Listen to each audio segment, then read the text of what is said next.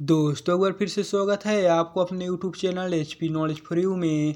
आज की इस वीडियो में हम आपको बताने वाले हैं छत्तीसगढ़ व्यापम की ओर से एक और नया भर्ती आ गया है, जहां पर छात्रावास अधीक्षक के 300 प्लस पदों पर भर्ती किया जाएगा। एंड इसमें आवेदन करने की प्रारंभ और अंतिम तिथि कब रहने वाला है, योग्यता क्या होगा, आयु सीमा क्या होगा और चयन प्रक्रिया किस प्रकार से होता है। आज की इस वीडियो में हम आपको स्टेप बाय स्टेप इन सभी सवालों के बारे में कंप्लीट जानकारी देने वाले हैं। एंड अगर आप हमारे चैनल में पहली बार विजिट किए हैं तो चैनल को सब्सक्राइब करके बेल आइकन पर प्रेस करना ना भूलें, जिससे कि हमारे आने वाले इसी तरह के नए नए वीडियो की नोटिफिकेशन आप तक सबसे पहले पहुंचे। तो चलिए बिना टाइम वेस्ट किए इस वीडियो को स्टार्ट करते हैं।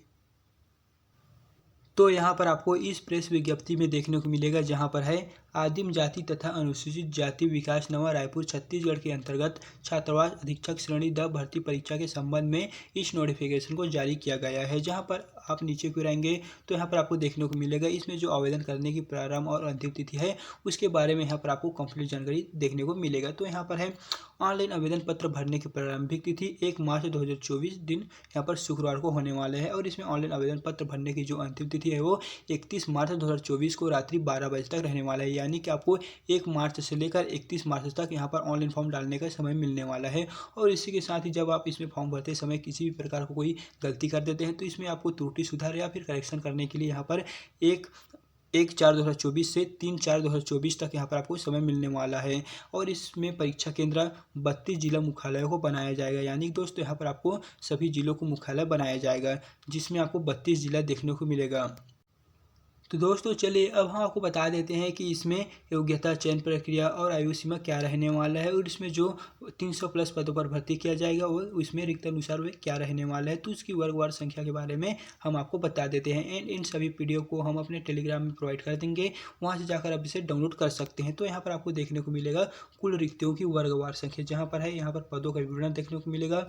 छात्रावास अधीक्षक श्रेणी द और छात्रावास अधीक्षक श्रेणी द का यहाँ पर पद आपको देखने को मिलेगा। तो यहाँ पर आपको कुल रिक्तियों की वर्गवार संख्या में देखने को मिलेगा।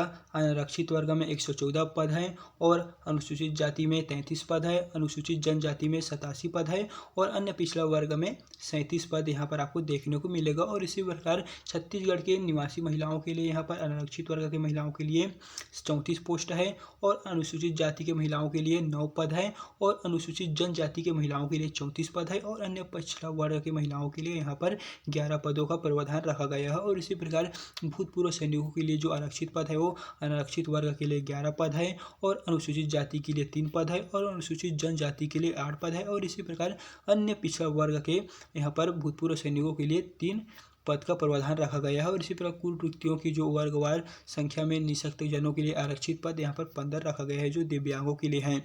और इस प्रकार कुल योग की बात करें तो यहाँ पर कुल 300 पदों के लिए इस भर्ती परीक्षा को आयोजन किया जाएगा। यानी कि छत्तीसगढ़ व्यापम द्वारा इसमें छात्रावास अधीक्षक श्रेणी द के अंतर्गत 300 पदों के लिए कुल यहाँ पर भर्ती परीक्षा किया जाएगा। और इसी प्रकार छात्रावास अधीक्षक श्रेणी द का जो बैकलॉग पद है वहाँ पर अनुसूचित जनजाति के लोगों के लिए यहाँ पर 29 पद है। और इस पर दोस्तों टोटल कहे जाए तो यहाँ पर टोटल 300 पदों के लिए भर्ती किया जाएगा।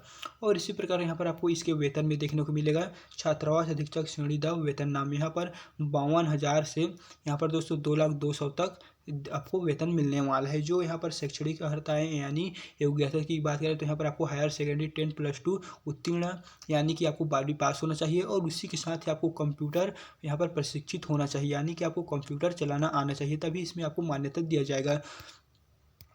तो चलिए अब हम बात कर लेते हैं कि इसमें जो नियम और शर्तें हैं। तो आपको यहाँ पर नियम एवं शर्तें में देखने को मिलेगा। आवेदक छत्तीसगढ़ का मूल निवासी होना चाहिए। उपरोक्त रिक्त पद छत्तीसगढ़ शासन आदिम जाति तथा अनुसूचित जाति विकास विभाग मंत्रालय महानदी भवन व नए रायपुर के आधार पर दोस्तों इसे जारी किया गया है। एंड जब आप यहाँ से नीचे गिराएंगे तो यहाँ पर आपको देखने को मिलेगा कंप्यूटर प्रशिक्षित अभ्यर्थी को अधिक मान्यता दिए जाने का आशय है कि प्रश्न पत्र के भाग अ कंप्यूटर ज्ञान से संबंधित 30 अंकों के प्रश्न में से 50% अंक प्राप्त करना अनिवार्य है। इसमें अर्हता प्राप्त करने वाले अभ्यर्थियों का ही प्रश्न पत्र भाग प का मूल्यांकन कर भाग अ एवं ब के अंक के आधार पर मेरिट सूची तैयार किया जाएगा। यानी कि जब एग्जाम होगा तो इसमें कंप्यूटर प्रशिक्षण के अंतर्गत कंप्यूटर से यहाँ पर क्वेश्चन दिए जाएंगे। तो इस तरह यहाँ पर आपको कंप्यूटर का ज्ञान होना भी आवश्यक है। तो चलिए अब हम आपको बता देते हैं कि इसमें आयु सीमा क्या रहने वाला है। तो यहाँ पर आपको देखने को मिलेगा आयु सीमा दिनांक 1/1/2023 को न्यूनतम 21 वर्ष तथा अधिकतम आयु राज्य शासन द्वारा समय समय पर जारी निर्देशों व प्रावधान अनुसार होगा।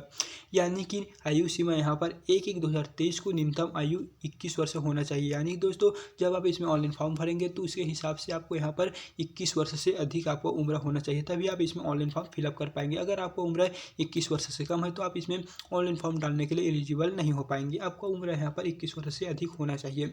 और यहाँ पर आपको चयन प्रक्रिया में देखने को मिलेगा, चयन हेतु अभ्यर्थी की पात्रता अपात्रता के संबंध में अंतिम निर्णय लेने का अधिकार यहाँ पर आपको शासन का होगा एवं कर्मचारियों की पद स्थापना रिक्त पदों के आधार पर किया जाएगा। पद स्थापना के संबंध में किसी भी प्रकार का अभ्यावेदन स्वीकार नहीं किया जाएगा।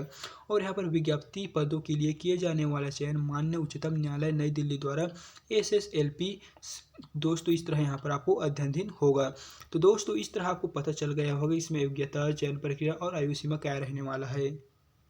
तो दोस्तों अगर वीडियो पसंद आए तो वीडियो को लाइक करना ना भूलें, और अगर आपको किसी भी तरह का कोई प्रॉब्लम है तो आप हमें कमेंट बॉक्स में कमेंट कर सकते हैं, हम उसका आंसर आपको जल्द से जल्द प्रोवाइड कर देंगे। तो चलिए फिर मिलते हैं इसी तरह के एक नए वीडियो के साथ।